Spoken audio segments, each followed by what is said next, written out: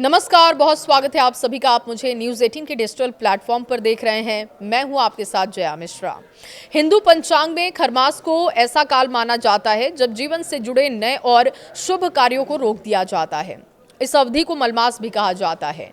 कहते हैं कि जब सूर्य अपनी गति बदलते हुए धनु राशि में प्रवेश करता है, एक ऐसा समय शुरू हो जाता है जो धार्मिक साधना और आध्यात्मिक उन्नति के लिए बेहद शुभ लेकिन मांगलिक कार्यों के लिए प्रतिबंधित रहता है। खरमास 16 दिसंबर 2025 मंगलवार से आरंभ होगा और 15 जनवरी 2026 को सूर्य के मकर राशि में प्रवेश करते ही समाप्त होगा। ज्योतिष के जानकारों की माने तो इस दौरान कुछ विशेष कार्यों को बिल्कुल नहीं करना चाहिए। खरमास में किन कामों से दूरी रखनी है, ये भी अब आपको बता देते हैं।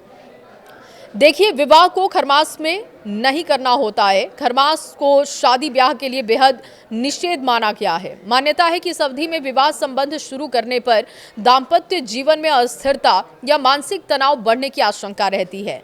गृह प्रवेश भी निषेध होता है। नए घर में प्रवेश करना या मकान परिवर्तन इस समय में शुभ नहीं माना जाता। ऐसा कहा जाता है कि इससे घर में सुख, शांति और आर्थिक समृद्धि प्रभावित हो सकती है।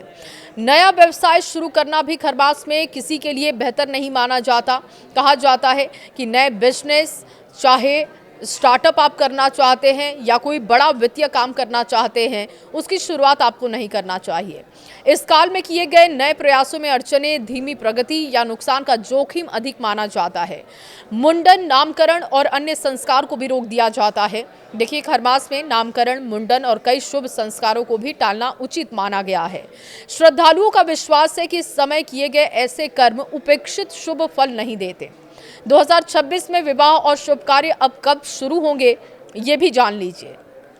अगले साल शुभ कार्यों की शुरुआत में थोड़ी देरी होगी। दरअसल 11 दिसंबर 2025 को शुक्र अस्त हो जाएंगे। 16 दिसंबर 2025 से खरमास शुरू होगा। 31 जनवरी 2026 तक शुक्र अस्त रहने का प्रभाव रहेगा और इसका मतलब है कि सभी मांगलिक कार्य 14 जनवरी तक पूरी तरीके से बंद रहेंगे और वास्तविक शुभ मुहूर्त फरवरी 2026 से दोबारा शुरू हो जाएंगे। तो 16 दिसंबर तक आप अपने जितने भी जरूरी काम हैं उनको निपटा लें।